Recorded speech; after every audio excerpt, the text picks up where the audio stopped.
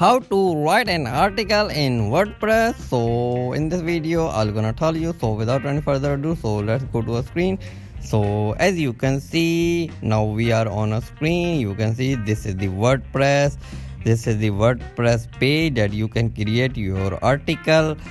So next click last. So let's get started. So this is the page. So you can add your title for your article, and there are several options over here, but this is the main page that you can start writing your article by adding the title. So now so first you need to write your content and write your content title, your description in a notepad. Then you need to set your title name, and you need to organize your text and your formatting.